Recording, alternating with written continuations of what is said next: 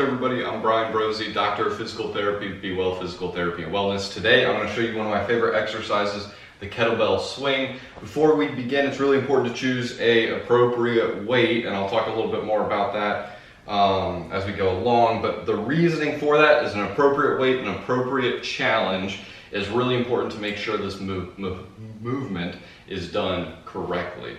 So all too often, if I see someone pick up a very light bell and they try and do the swing, we typically start kind of arm wrestling through it, and different parts of the body are kind of driving the movement that we don't necessarily want to drive this movement. Kettlebell swing is primarily a hip hinge, meaning we're nice and tall and it's just our hips that move from flexion into extension to produce the movement. Another big thing about the kettlebell swing is the arms are just along for the ride. So like I talked about that smaller bell there, all too often if you pick up a small, lighter bell, you will end up doing a swing that is way more arm involved, and we don't necessarily want that. So really important to choose an appropriate weight. It should be heavy. Just as an example here, I'm using a 45-pound dumbbell or a 45-pound kettlebell. When I do swings with a 35-pound bell, it's a little too light to get the movement perfect. So I'm going to do it facing away from you to the right here, and then I'm also going to face forward. To start, the big thing with the kettlebell swing, our feet are about hip or shoulder distance apart, finding the most comfortable position for you.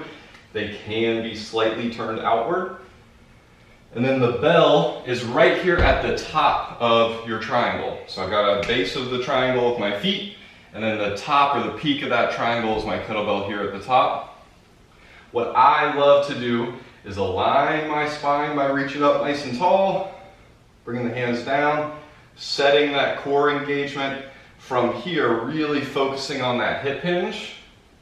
So not the knees squatting down that's creating that movement, but my butt poking further and further and further out. If I do this correctly, my hands should just fall right to the bell after that hip hinge. From here, I'm going to hike that bell back like I'm the center on the football team and drive my heels through the floor, squeeze my glutes to thrust that bell forward.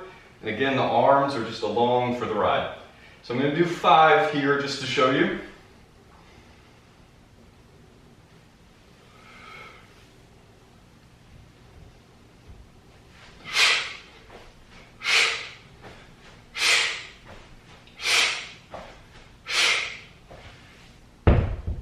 And when I want to stop, if you have a safe floor to do so, it's really great to, as the bell swings behind you, squat down, let that bell be stopped by the floor, and then you can safely bring it forward. Really important to keep that core engagement throughout.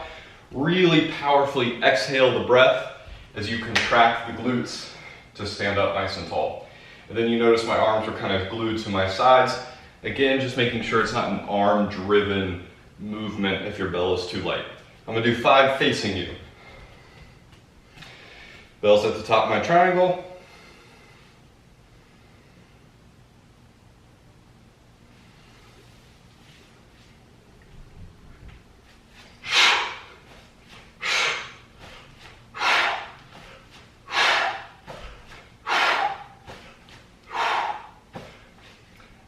One other cue I like to point out is you'll notice I wait for the bell, I use this cue, wait for the bell to hit my hips to start bringing my hips back. Then I just squeeze my glute, my hamstring, driving my feet through the floor, stand up nice and powerfully.